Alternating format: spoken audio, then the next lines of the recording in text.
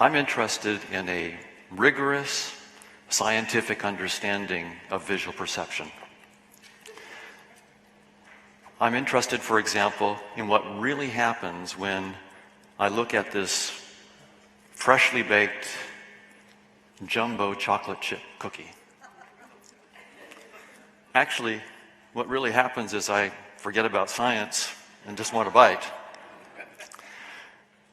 But cognitive neuroscientists have actually discovered that a lot goes on when you simply open your eyes and look around. Roughly 1/3 of your brain's cortex is engaged in vision. When you simply open your eyes, look around this room, see a chocolate chip cookie, billions of neurons and trillions of synapses are springing into action. Some of the areas are shown on the slide. Now, this might be surprising to most of us because if we think about vision at all, we think of it as very simple. There's a 3D world out there with objects and colors, and all vision does is, like a camera, take a shot, a snapshot of what's already out there. The camera theory of vision. And it turns out that that's not right. You don't need billions of neurons, trillions of synapses to take a snapshot. So what's going on is that we've recognized that vision is a process of construction. You construct in real time all the colors, shapes, motions, and objects that you see. So your eyes are closed, you open your eyes, you see a room around you with all these objects and motions and colors. It feels like you're seeing what was already there. But in fact, you're seeing a realm that you create within about 100 milliseconds. It's all the colors and shapes and objects are just created and put out there in 3D in about 100 milliseconds. A couple examples. I know it's hard to believe. The cubes here, the top and bottom, do they look the same shade of gray or different? Look quite different, right? But if you close one eye and put your finger over the boundary between them, you'll see that they're exactly the same shade of gray. How many people get it to be the same shade of, roughly the same shade of gray? Now, if you do that again, if you close one eye, put your finger over that boundary, you'll see the same shade of gray. Now, switch eyes. Does your finger jump? Yeah, your finger jumps, right? Another thing that happens is that proves that your two eyes are like two cameras with two different points of view. They actually get different images. But you don't actually see two separate images, right? That's not your conscious experience as two separate images. You see one world. So what happens is you integrate the separate images and you use the differences to compute depth in so-called stereo vision. Another example, you might see some bluish bars moving across the screen. In fact, nothing is moving. I have static dots, and I'm just changing the colors of individual dots from frame to frame. But nothing is moving. But your visual system takes that input of static dots with colors changing and hallucinates bars, puts them in motion, and gives you the nice clear edges that you see. And it also gives you the glowing blue that you see across it. Entirely your construction. We construct, as I said, 3D. You may have seen the Necker cube. When you look at this, of course, it's a flat image. But you probably see a cube. How many people can see a cube on the screen? And some of you might see it flip. Have you seen it flip? Okay. So we're going to use the cube actually to talk about superposition and entanglement. So you can see either this version where that's in front, that face is in front, and let's call that state 0. I'm using some quantum mechanical symbology there. So let's call that state of the cube that you might see state 0. But then you could also see a different version of the cube, right? And we'll call that state 1. And so now I want to ask you, what is the state of the cube when you're not looking? Right, there's no cube. The cube, the screen is flat, the image is flat, the cube is only there when you put it there. But so where is cube 0 when you're not looking? That's nowhere. You haven't created it. Whereas cube 1 is nowhere. So what's the right answer to this question? Well, it's a superposition of the 0 and 1 state. This is actually a superposition. So if you want to have the right mathematical description of what is the state of the cube when you're not looking, you get a superposition of the two constructions that you could make. The coefficients will depend on your probabilities. Now we can take it further. Look at entanglement. The red line and the green line. Let's look at the states of those. Let's call the state of the red line 0 if it's close to you on the cube, and let's call it 1 if it's far away. And the same thing for the green. And the question then is, how should we write the state of the red and green line together? What's the joint state of the red line and the green line on the cube that you're experiencing? Well, intuitively, you can see that whenever the red line is in front, the green line is behind, right? And whenever the green is in front, the red is behind.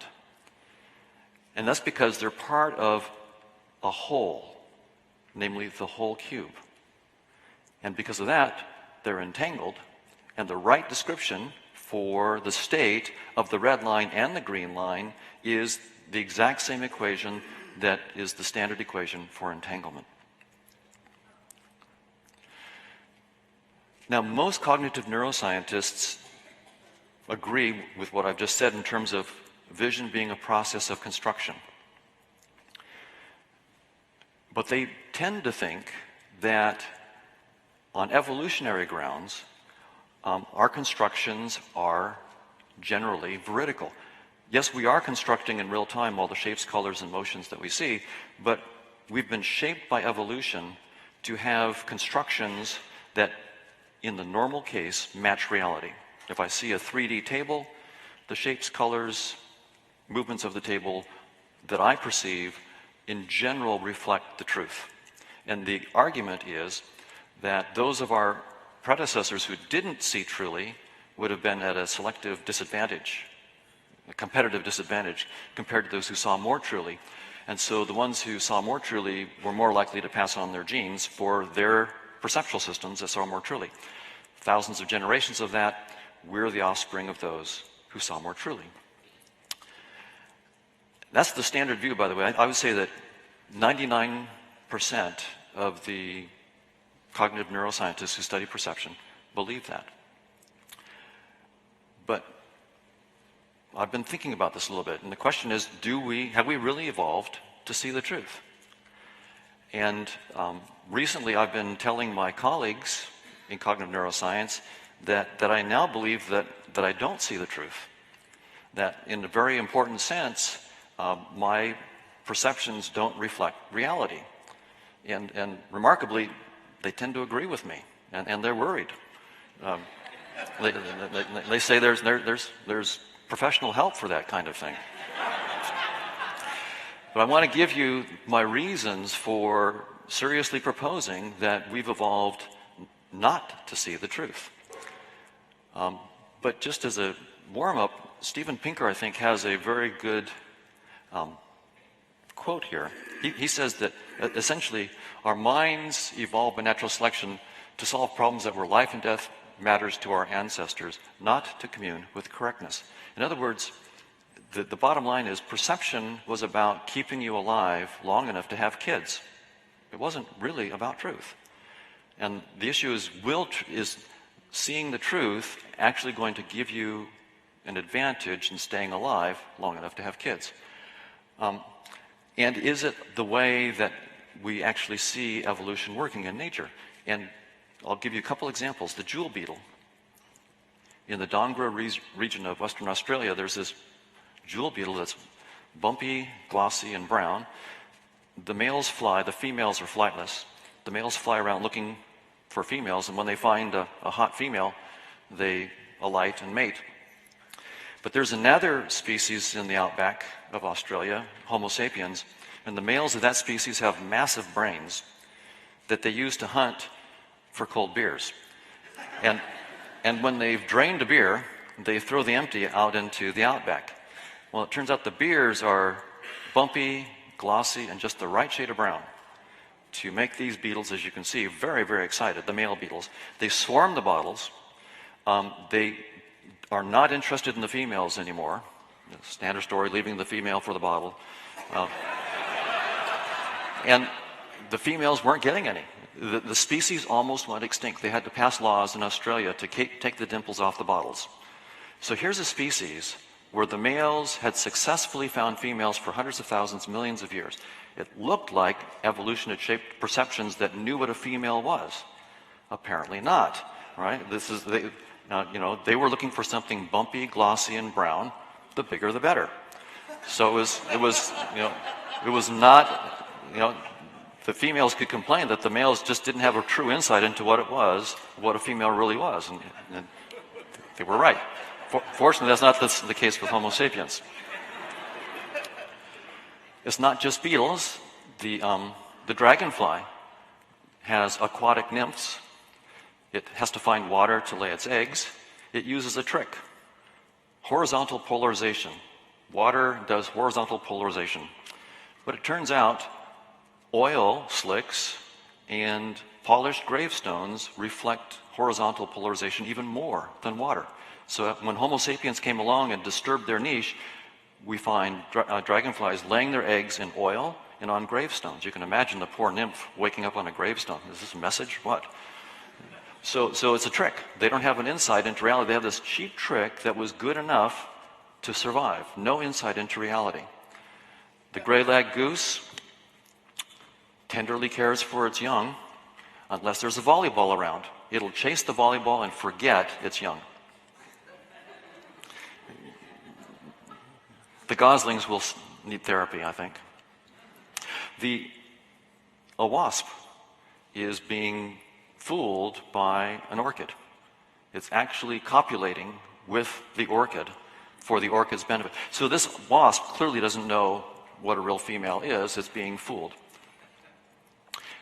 And the stickleback, the males fight each other for territory, but they're interested even more in this thing that doesn't look like a fish. They'll fight that. They'll leave a real stickleback alone, and they'll fight that. So they don't really know what their enemy is. One stickleback tried to fight a red postal truck that was going outside. It was red, and that's all it took. I'll fight that. You might say, well, of course, those are lower-level creatures. Certainly mammals wouldn't have this problem, and I won't belabor this, but you can see that, okay, there we go. So even mammals have this problem. Now, the eye, the point is we're not separate from all these creatures. We've evolved from them. And you can see this in the structure of our eye. Our eye is actually both brilliant design and awful design. The awful part is that we have 120 million photoreceptors at the back of the eye, far away from the lens. In front of them are hundreds of millions of interneurons and blood vessels. The light has to come through the lens and through all these blood vessels and interneurons before it can be captured by the photoreceptors. Terrible design. And because of this design, all the axons for the interneurons are in the middle of the eye. They have to get out. And so there's a hole punched in the retinal mosaic where you're blind. You have a blind spot. It's one kludge after another. It's terrible. All vertebrates have this. So the reason we've got it is we're vertebrates, and all vertebrates have this. So there was a mistake early on, hundreds of millions of years ago, or tens of millions of years ago. A mistake was made, and we see it in our eyes. It doesn't have to be that way. The octopus, the squid have it right. Cephalopods have it right. Photoreceptors in front, interneurons and blood vessels behind. Their eyes evolve separately. But the point is, we're not separate, different from the other animals. We evolve from animals that don't see the truth. And the question is, do we see the truth? We see that a lot of animals don't. I can't go into this in detail, but the right way to look at this is evolution is a mathematically precise theory now. You don't have to wave your hands and have intuitions. It's mathematically precise. So you can use evolutionary game theory and genetic algorithms, run simulations, and I've done this in my lab, my students and I, hundreds of thousands, millions of worlds, organisms that see some of the truth, none of the truth, part of the truth, tuned to fitness, and so forth. And what we find is that truth goes extinct. when it competes against organisms that are not tuned to the truth, to say none of the truth, but are just tuned to the fitness in the world. And in the case of genetic algorithms, what we find is that truth-seeing organisms don't even get a chance to come on the stage to go extinct. They don't even come up. They're so far off the fitness landscape that they're not interesting. So the point is that fitness, which is what evolution is about, is distinct from truth.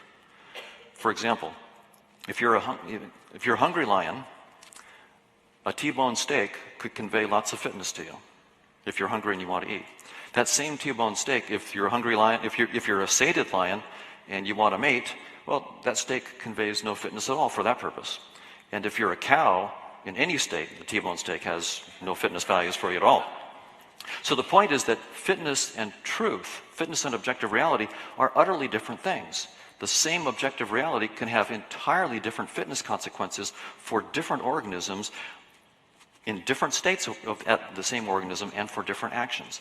And so what evolution has tuned us to are the fitness functions. And that's why the beetle only was tuned to what it needed to see to find females in its niche. It didn't need to know the truth. It just needed a trick. And one reason for the tricks is you need to do things simply and quickly, cheaply. The cheaper the better, because more complexity requires more time and more calories. So it's about having kids, not about seeing the truth. So how can we understand perception being useful if it's not true? I think we have a nice metaphor now that we didn't have just a few years ago. Your desktop interface on your laptop or your mobile device. The desktop has things like the little rectangular icon you see on the lower right-hand corner. So it's a blue rectangular icon in the lower right-hand corner of the desktop for maybe some file that you're editing. Question: is the file itself, say the text file, blue, rectangular, or in the lower right-hand corner of the computer? Of course not. I mean, that's anybody who thought that misunderstands the point of an interface. It's not there to, in some sense, resemble the truth. It's there to hide the truth. You don't want to know about the diodes, the resistors, the megabytes of software. You don't want to know all that stuff. If you had to see that, you would never get your file edited. So the point of the interface is to hide the truth and to give you little symbols that can guide your behavior adaptively. You can get things done. That's all. And that's what the beetle had. It had a little symbol that was not the truth that allowed it to mate. It didn't know what real females were. So the idea then is that what evolution has given us is not the truth, but a perceptual system that's like a Windows interface. So space and time, as we experience space in this room, is our desktop. Physical objects like the podium, cups of coffee and so forth, are icons on the desktop. None of it is intended to be the truth. In fact, the point of us seeing in space and time and seeing physical objects is that that's a nice, species-specific, dumbed-down user interface that's there to hide the truth. But it seems complicated to us, but in fact, it's really simple. Really simple. And that was the point of it. So now one objection you might have is, well, Hoffman, if you think that train coming down the track is just a symbol of your user interface, why don't you step in front of it? And after you're gone and your theory with you, we'll know there's much more to physical objects than being just icons. And the point is, I wouldn't step in front of the train for the same reason I wouldn't drag that icon to the trash can. It's not that I take the icon literally. The file isn't blue, rectangular, and so forth. But I do take it seriously. If I drag that icon carelessly to the trash can, I could lose a year of work. And that's the point. We have to take our perceptions seriously. Evolution has given us symbols that we need to take seriously. If you see a snake, don't touch it. If you see a cliff, don't step off. That's what it's evolved to do. It's evolved to keep you alive. But because we have to take it seriously, it does not entail we have to take it literally. And that's the key point. How does this cash out in biology? Well, we actually can understand, if we think about all perceptual systems of all organisms, including humans, as interfaces, then we can think about biology, for example, in terms of evolutionary arms races where you're trying to outsmart interfaces. This is the back end of a caterpillar. It's not a snake. There's been an evolutionary arms race where birds are trying to eat the caterpillar, and the caterpillar has evolved to take advantage of weaknesses in the perceptual interface of birds. And there's been this arms race going back and forth to the point where the caterpillar has to get more and more sophisticated in its camouflage or its mimicry to fool the butterflies. Even the colored, the highlights on the eyes are fake. So apparently to fool the bird, you need to put fake highlights on your fake eyes, but then it'll work. Pretty impressive. That's a moth. It's also trying to fool the interface of birds. It's saying, not only should you not eat me, I'm not a moth, I'm actually an owl. And if you come near me, I'll eat you. Right? So false advertising is not new with Madison Avenue. It's been there in nature all along. We saw it with the orchid getting the wasp to copulate with it. So it's all about finding the weaknesses in interfaces and exploiting them. I consult for various companies and I do exactly that. We understand the human interface and we can use it to, these two faces maybe look the same to you. I've made a slight difference in one that I won't go into, but that slight difference is I know how to play with your interface, and you will buy the product with the face on the left more than the face on the right. We can do this. So it has marketing and advertising implications, but then also it has implications for understanding a key aspect of the intellectual history of humanity. We used to believe the Earth is flat, like the cookie I showed you. We literally, until Pythagoras, 600 BC, and then Aristotle really sort of took it off at around 330 BC, everybody, to the extent they thought about it, thought the Earth was flat. And in fact, only it was Pythagoras who figured out it was round, and Aristotle agreed. And then other cultures, for example, in India, it was in the early centuries, around 300 AD, that they switched from flat Earth to a round Earth. In China, it was the 17th century AD that they switched. And in a lot of Aboriginal cultures, including American Indians, flat Earth until they were, exposed to the other ideas. So why did we think the Earth is flat?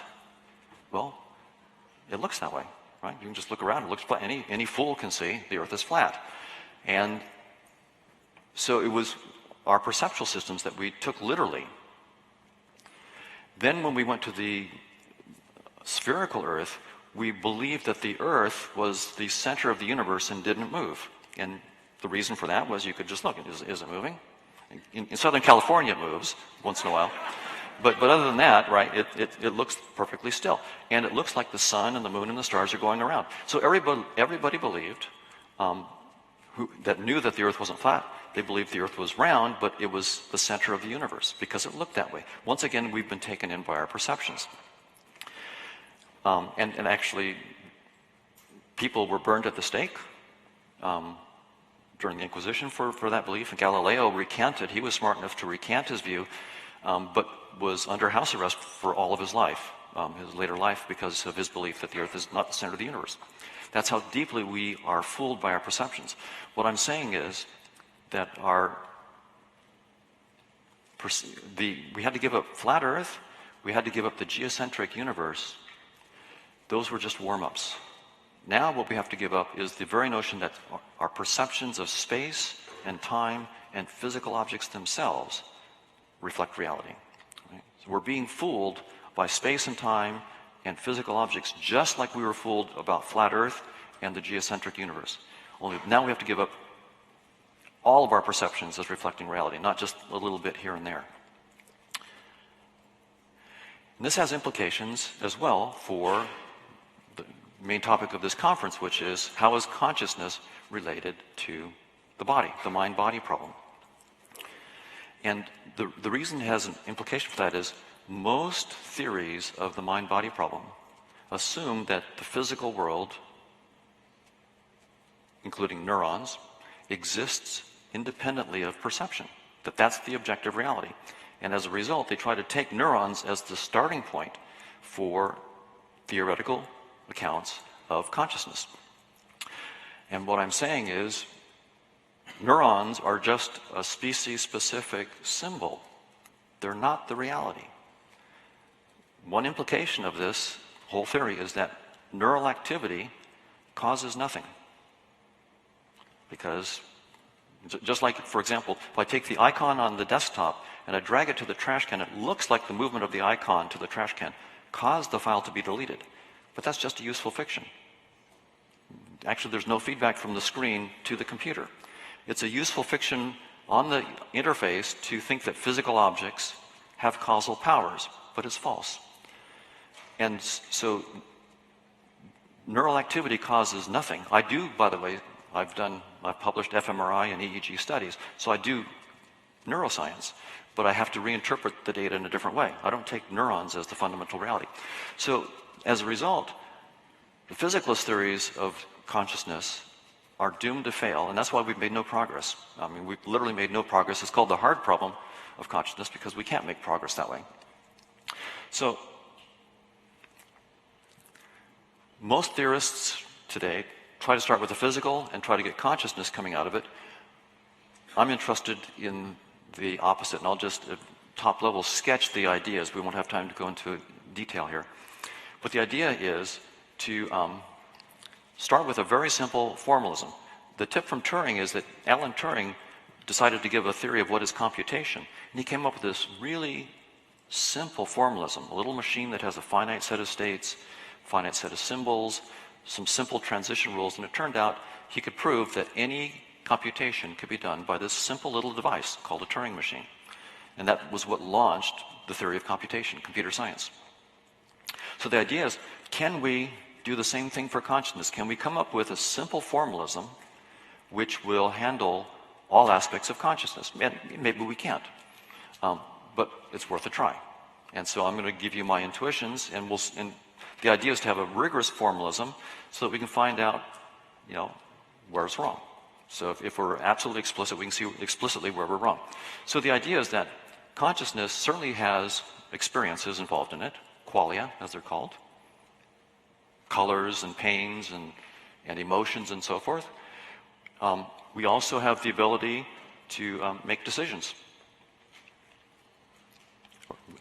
actions, take actions. And those will affect the world, whatever the world is. And the world then will affect our experiences. And we can just translate this then into some mathematical symbols. We have a world W, experiences X, and actions G. And the idea is there's a map.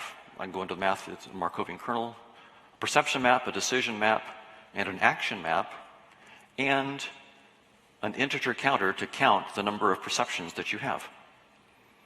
And this can be all cashed out mathematically in a different talk.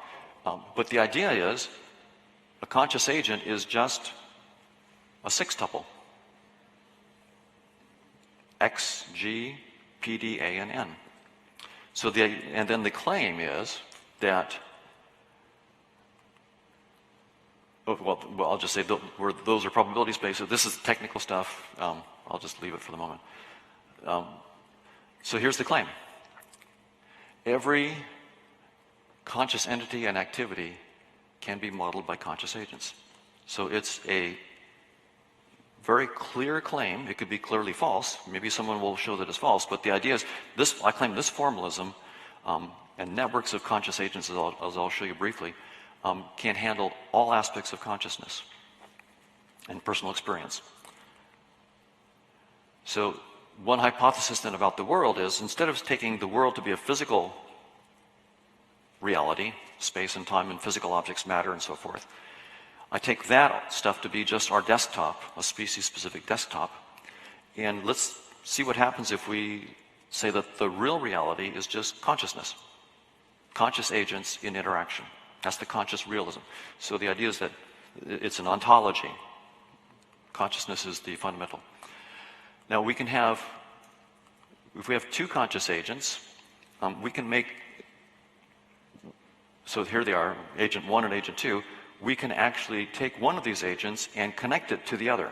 So what I've done is I've taken one agent, and where the world symbol was, I've plugged the other agent in, because that's the conscious realism hypothesis. The world consists of conscious agents. So what you see is not space and time and physical stuff. It's other conscious agents, and your interface is just presenting you that interaction in space as a space-time desktop. So you can actually have conscious agents, they're linked in a network like this. You can do it more abstractly, a graphical symbol like that, where effectively one is sending information to the other and receiving information. So information is flowing between the two. You can have 3 conscious agents linked together, or linked like that. You can have 4, and in fact, if you think about it, you can have any number of conscious agents linked together in a network, and now you have a very interesting dynamical systems thing. You can have introspection. It turns out if you have 2 conscious agents, the mathematics surprised me. It turns out 2 conscious agents interacting satisfy the definition of one conscious agent. They are also one conscious agent that's introspecting. So what comes out of this mathematics is a model of introspection that's completely rigorous. You can have, so now more abstractly, each dot is a conscious agent. Each link is a connection between conscious agents where they're communicating with each other. You can have arbitrary graphs of conscious agents, and it turns out to be a theorem that given any graph of conscious agents, any subset of the conscious agents constitute a new single conscious agent. Surprising result. So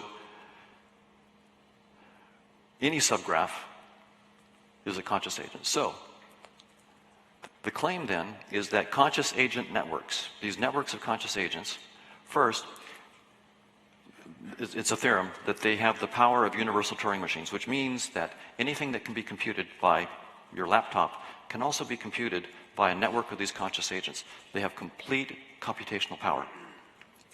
As a result, all the models that we have of, for example, unconscious processing in cognitive neuroscience, Julia Mossbridge talked a lot about the unconscious processes. We have lots of models in cognitive science, mathematically precise models of unconscious processes. All of those models can be re-expressed in terms of the computations of networks of conscious agents, every one of them. Plus, consciousness itself can be modeled. And each consciousness model, a conscious agent network model, is itself a new conscious agent. So each one is like an object-oriented programming language, which is really quite nice. It's a new architecture for thinking about unconscious and conscious processes. Really quite striking. And it's a framework then for all cognitive science models. Now, just briefly, if I start with consciousness, I have to. Am I out of time? 6 minutes. Okay. If I'm going to solve the mind-body problem, I can assume that physics is fundamental, and then my burden is to get consciousness. Or, what I'm trying to do is the opposite. I assume consciousness is fundamental. Then, my burden is to show that all of physics comes out of it. Quantum mechanics and so forth comes out of this. And it does. So, this is an abstract agent dynamics where it's a very simple. Each agent can only see one bit of information, 0 or 1. And you can actually program up these things. This is 2 agents passing information back and forth, zeros or ones. And it turns out that when you look at the long-term dynamics of these, you'll have to take my word on this. When you look at the long-term dynamics, the states of the 2 agents become entangled. You actually have an entanglement of this is the title of my talk. Conscious agents actually get entangled because they have different kinds of asymptotic long-term behaviors. And it turns out that when you look at that long-term behavior and write it down,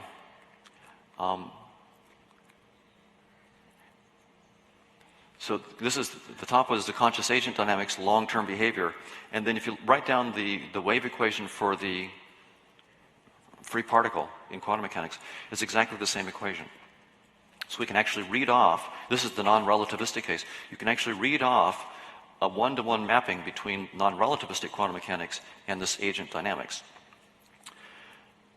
And I won't go through it. This is the actual read-off of the equivalence between space and time and aspects of consciousness. And if you're interested, I've got a paper that has the details that we don't have time for. But you can even read off energy and momentum from this. Now, that's non-relativistic, and I'll close by the relativistic. I mean, the ultimate thing is we want to have a relativistic quantum theory falling out of a theory of consciousness. And the direction I'm going on that, and I'm starting to collaborate with Chris Fields and some others on this, is to actually take a system of two conscious agents, and it turns out it can be represented by something called a geometric algebra that I've written down there. And that geometric algebra is precisely the geometric algebra that describes the relativistic quantum free particle, massless particle. So the idea is that we can get space-time coming out of this, Dirac spinors, and ultimately, you know, using Penrose twisters, maybe even quantum gravity. So the idea is that this program, for it to be successful, has to start with consciousness and give us all of quantum physics, and then we've solved the mind-body problem going the other way. So, yeah, I could take, so I'll stop with that. And a couple of questions? Yes? I have a question. Has any of your own personal...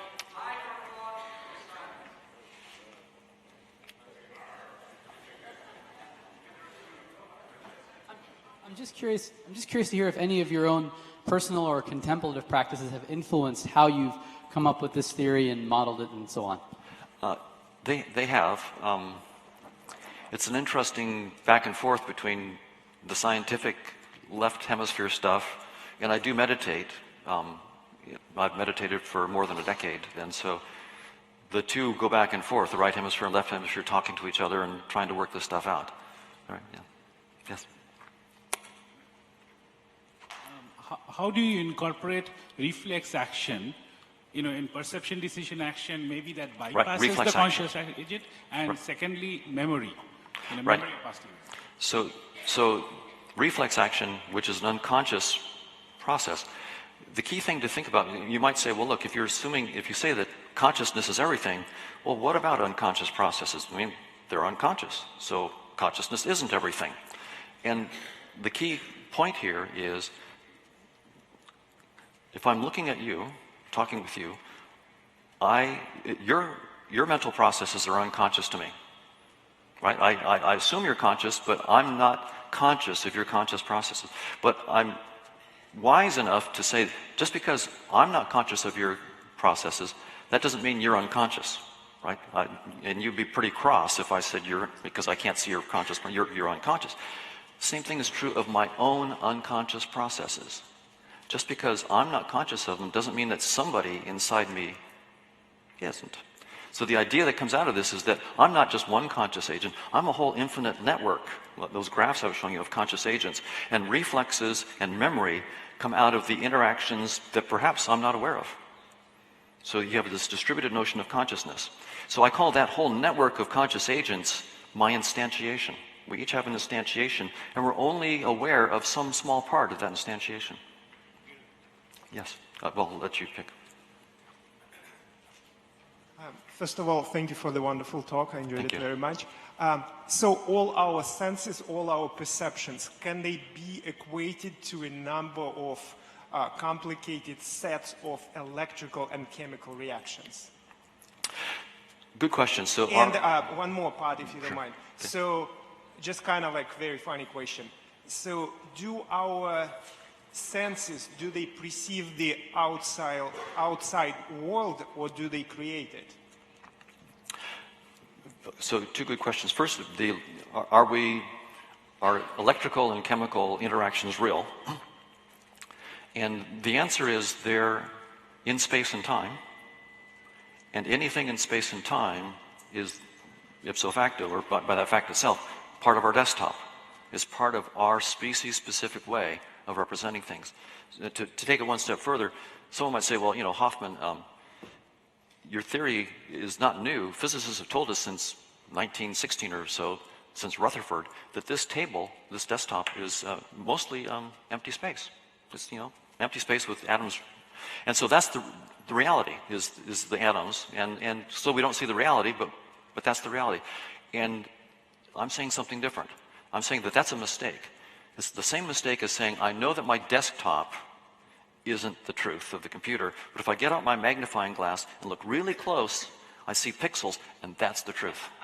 That's the ultimate reality. And that's the mistake. So I'm saying something utterly different and far more scary than what the physicists have been saying since Rutherford. It's not that this is mostly empty space. Even the atoms and chemicals themselves are part of the desktop. They're looking at the pixels on the screen. Can you remind me of your second question? The outside world and our senses, yes. do we perceive something outside us? Yes. Or do our senses create? So, yes, do we perceive something outside us when we see, or do we construct what we see? And the answer is both. What we're interacting with is other conscious agents. So we're actually seeing conscious agents when we see anything. But we don't see them typically as conscious agents. Now, when I see you, I get some hint of who you are as a conscious agent. When I see a cat, a little bit less. When I see a rat, even less. When I see an ant, very less. When I get down to things that I call rocks and stones, my interface is pretty much given up, right? The idea is I'm still interacting with conscious agents, but I have limited resources.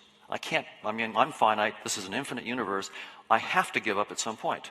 And so I give up and I call things rocks and dirt and stuff like that, inanimate stuff. And